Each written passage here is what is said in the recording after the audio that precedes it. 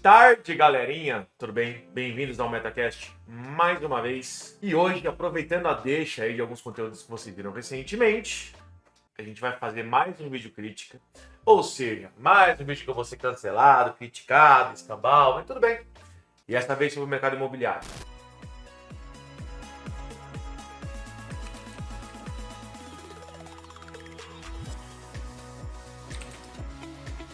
Tá? Então, antes de qualquer coisa, eu não tenho nada contra o mercado imobiliário, muito pelo contrário, eu adoro ele. Eu adoro o fato de que se você investe em fundos imobiliários aqui no Brasil, enfim, no Web2 ou na maneira tradicional, você não paga imposto e isso tudo é sensacional. Mas eu vou aproveitar esse vídeo aqui para poder falar algumas coisas com vocês de como o mercado funciona hoje e quais são as críticas que eu tenho a ele, principalmente comparando a como seria na blockchain. Esse é um assunto que vai ter videoaula sobre, tá? Só que qual que é a diferença? Nas videoaulas, a gente vai falar exclusivamente sobre como que aquilo seria dentro da blockchain. Então eu não vou ficar necessariamente criticando ou falando do mercado como ele é hoje. Eu vou tentar explicar para vocês como é que ele existiria, do básico até o avançado. Então aqui no vídeo crítica, eu queria aproveitar para falar com vocês sobre as coisas que eu vejo hoje no mercado que deveriam ser feitas de maneira diferente, as coisas que eu vejo que estão extremamente atrasadas. E expor para vocês o quão, sei lá, meio ridículo é, pelo menos para mim, o fato de que muitas dessas coisas ainda não foram consertadas pelo mercado tradicional, né? E talvez o porquê que o fato delas não terem sido consertadas deem tanta brecha ou oportunidade para o mercado na Web3, beleza? Então vamos lá. Eu vou tentar aqui não dar tanto detalhe sobre a teoria do mercado imobiliário, mas via de regra, a gente já conversou sobre a dificuldade que é achar ativos de renda fixa com lastro, né? E muitos brasileiros sabem o que é um fundo imobiliário, sabem o que é um CRI, enfim. De maneira geral, se você quiser hoje investir nesse mercado, que basicamente significa, eu gosto de investir em imóveis, mas talvez ou eu não tenha dinheiro para investir no imóvel como um todo, comprar um imóvel inteiro, seja ele qual for, ou eu gostaria de diversificar o meu investimento, ou fazer com que o meu investimento seja parte de vários imóveis diferentes, né? Antes de fazer isso hoje, normalmente é via uma corretora, normalmente. Então você chega numa XP da vida, você pergunta para eles o que eles têm de ativo no mercado imobiliário, eles vão te apresentar e você pode ou não colocar uma grana lá, dependendo de X, Y, sei lá, enfim, pré-requisitos. Que pré-requisitos são esses? Até muito pouco tempo atrás, para você entrar no investimento nesse mercado, você precisava de um certo valor, esse valor não era baixo. Às vezes era 10, 20, 50 mil reais, tudo dependia de quanto valia uma cota. E essa cota variava de acordo com qual que era o empreendimento que você estava querendo investir, né? Agora eu posso dizer que já tem várias entidades do mercado, a própria XP, a Rico, tal, que estão trazendo fundos imobiliários com investimento mínimo muito menor, né? Às vezes até de R$ 1.000, R$ 100, mas até muito pouco tempo atrás isso não era nem uma possibilidade. E o problema não era nem só o capital, né? Você tinha que esperar até com que uma cota estivesse disponível, e essa cota só pode estar disponível dentro de um intervalo de tempo. Então você não tinha liquidez aí, né? E as próprias regras de como funciona o pagamento do percentual que você tem direito, né? Que te foi pré-prometido, você não... Você era muito travado, então você recebia aquilo na tua conta, livre de imposto, e era isso. Se você quisesse reinvestir, você não poderia. Se você quisesse manter na conta para ele continuar rendendo, você não pode. Você tem que esperar a próxima cota estar aberta para poder investir lá. Então esse é só o começo dos problemas, tá? Agora vamos sair, já que a gente fala de mercado imobiliário, vamos sair dos fundos agora. Vamos falar sobre você, tá? Você, pessoa física, que você resolveu, sei lá, vou comprar um imóvel. Aí você escolhe o seu imóvel, pode ser um apartamento que você queira morar, ou investir para alugar, não importa. E esse imóvel custa, sei lá, R$ 1.000.000. Só que você não tem R$ 1.000.000. Você tem 200 mil para dar de entrada. A gente sabe que aqui no Brasil, dado a nossa taxa Selic, a taxa de juros, taxa de financiamento, você vai pagar, num financiamento de 30 anos, você vai pagar 4 imóveis ao invés de um. Quando você financia o resto, esse financiamento, ele leva muitas coisas em consideração. Entre eles, como eu falei, a própria taxa Selic, mas leva outras coisas, como o seu perfil de crédito, se você tem nome sujo ou não no Serasa, se o seu banco aprova esse financiamento ou não, se você tem algum ativo para dar de garantia, como se fosse um empréstimo, dependendo de por onde ou como você está, enfim, fazendo essa operação. Então você tem vários poréns, né? E, acima de tudo, você tem uma certa arbitrariedade aqui. Você pode até argumentar, não é feito por um sistema, um programa que faz o cálculo, mas mesmo assim, é fato que se você tem 20 bilhões na sua conta e vai financiar um imóvel, versus se você ganha 5 mil reais por mês e está financiando 3 mil, é totalmente diferente a taxa para você, as parcelas, as regras, o que me parece meio injusto. E eu não estou falando da justiça em termos de risco, porque em termos de risco faz sentido. Mas em termos de acesso, tem pessoas que não podem então ter acesso a esse tipo de fundo, a esse tipo de imóvel, porque por qualquer motivo que seja, elas foram vetadas disso. O que não significa que ela não tenha capital para fazer com que isso aconteça, que ela não consiga ter saudabilidade mensal para poder pagar aquele investimento. E aí vem mais um problema junto, que é as parcelas, o valor é meio que pré-estabelecido, né? Se você pudesse e quisesse contribuir com 500 reais por mês um imóvel de 1 milhão, nem teria parcela nesse valor. Você nem poderia. Por que não? E aí vem outro assunto que é correlato, né? Aqui no Brasil você não pode ter um mesmo imóvel com vários donos diferentes. Ou melhor, colocar da seguinte maneira, você não pode repartir um imóvel em 1000 partes e anunciar essas 1000 partes para as pessoas poderem comprar. Você pode até argumentar que existe timesharing, que você pode dividir via um intermediário, mas na prática, se a gente está falando de ownership, de fato você não pode. Pode, óbvio, mas na blockchain também não pode. É verdade. Por enquanto, tokens ou o mercado da blockchain como um todo, ou na verdade até se você tiver um NFT de um certo imóvel, você não pode de fato falar que por você ter aquele NFT ou aquele token, você tem aquele imóvel. Infelizmente no Brasil não é permitido que um ativo dentro da blockchain, seja ele qual for, te dê ownership, né? Faça com que você seja dono de um certo ativo, seja ele qual for. Porém, a gente sabe hoje, a gente já conversou sobre isso, que existem várias maneiras de fazer isso acontecer, sem que você seja dono diretamente. O que também não significa que isso não vai ser possível em muito pouco tempo, que é a nossa expectativa para o ano que vem. Seja via marco regulatório, seja via legislação, não importa. Tá? E eu queria conversar com vocês aqui que hoje, pelo menos a meu ver, apesar do mercado imobiliário ser muito interessante, que os fundos sejam muito interessantes, e que as pessoas, a gente sabe que o brasileiro gosta de comprar tijolo, né? É aquela coisa que a gente aprendeu de família há muito tempo, né? De compre um imóvel, né? Uma das suas primeiras conquistas deveria ser comprar o seu carro, depois comprar o seu imóvel. Então o brasileiro tem meio que isso enraizado, né? Então é por esses outros motivos que esse tipo de fundo, esses tipos de ativos são tão valorizados aqui no Brasil, de maneira geral, porque tem uma procura muito alta. Só que as maneiras de você entrar nesse mercado não são nem tão óbvias, nem tão fáceis assim. E em muitos casos, como eu falei, são arbitrárias. Só que na blockchain nenhuma dessas coisas existe. Como assim? Tá, vamos lá. Eu vou botar algumas situações diferentes aqui, tá? Primeiro, você é a empresa que é dona do ativo. Você é uma incorporadora, sei lá, uma construtora. E você precisa captar aquele volume de dinheiro.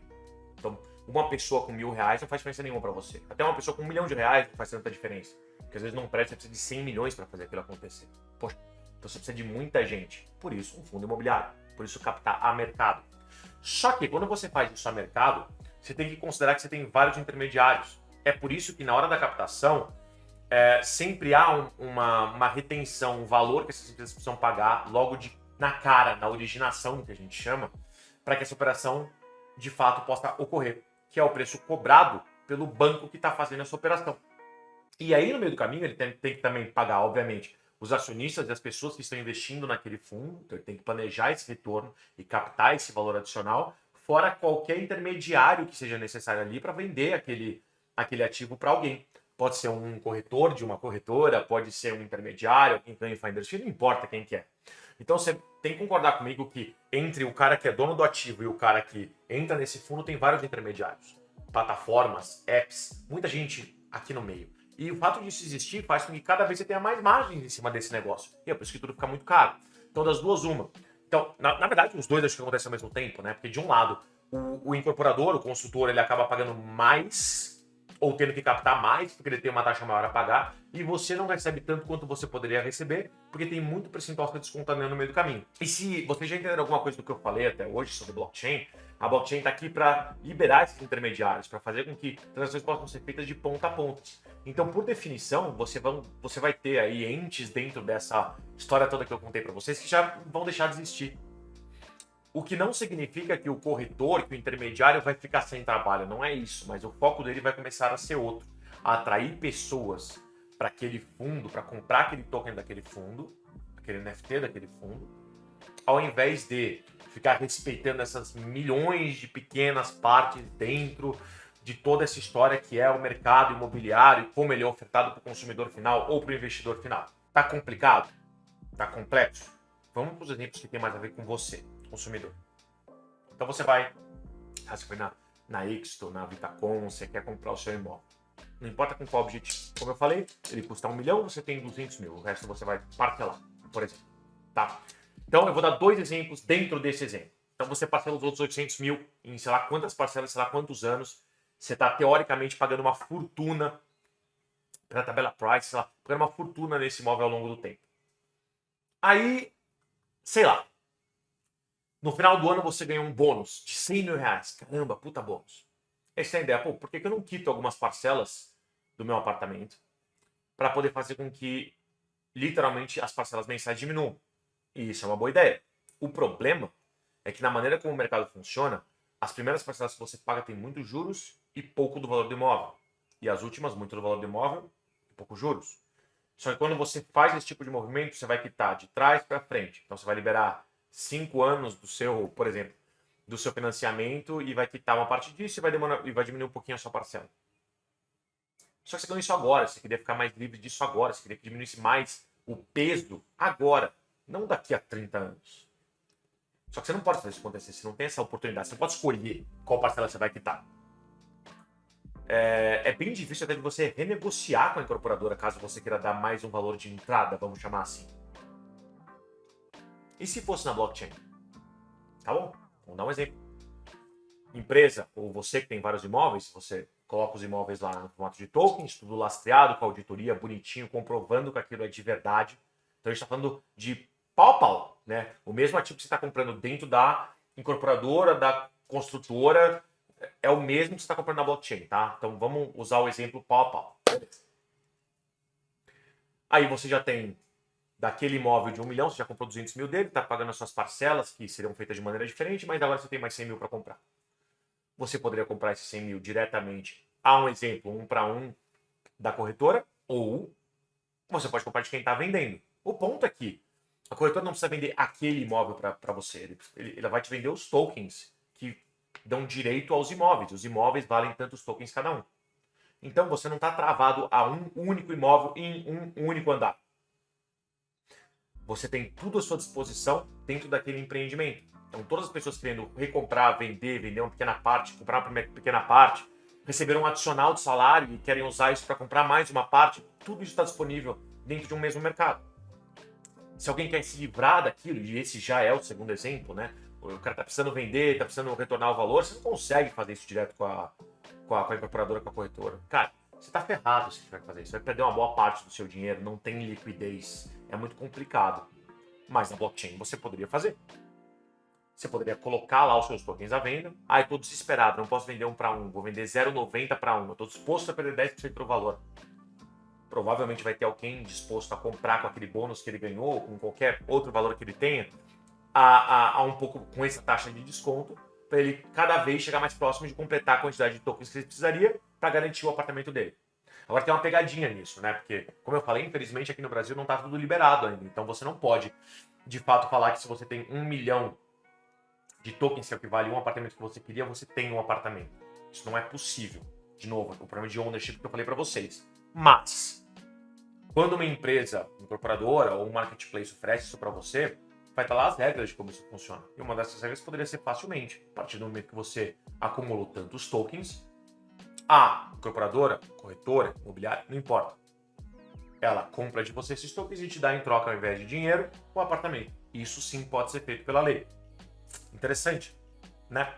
O ponto é que dessa maneira, você não está na mão de negociações financeiras, de banco, gente que vai te extorquir, que vai falar para você, não, tudo que você pagou até agora foi só taxa, tal, porque isso não existe na blockchain.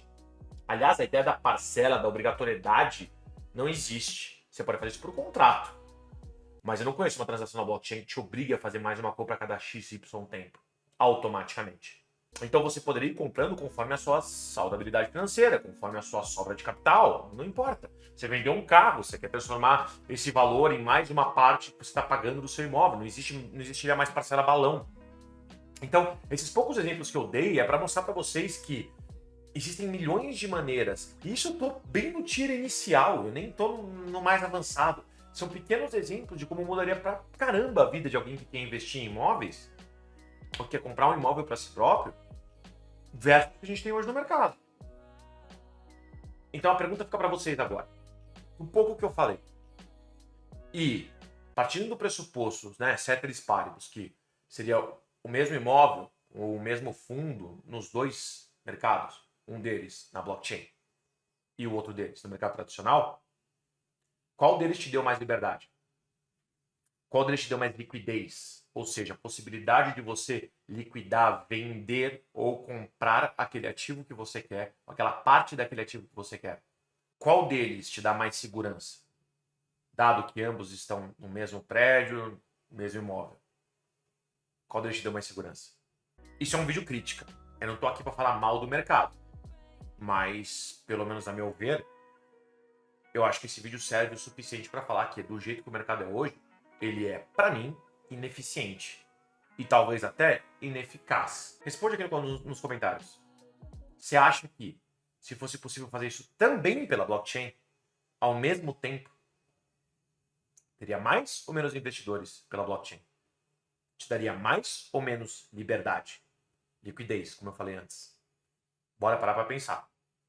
Vamos que vamos, pessoal. Não esqueça de se inscrever, de marcar os amigos aqui no vídeo e deixar todos os seus comentários. Discorda de mim, vamos fazer um segundo vídeo sobre isso. Isso foi só um vídeo introdutório, vai ter vídeo aula sobre esse tema. Por enquanto, é só para despertar curiosidade em vocês e fazer vocês pensarem sobre esse mercado, que é um mercado tão aquecido no Brasil. Grande abraço e vamos que vamos.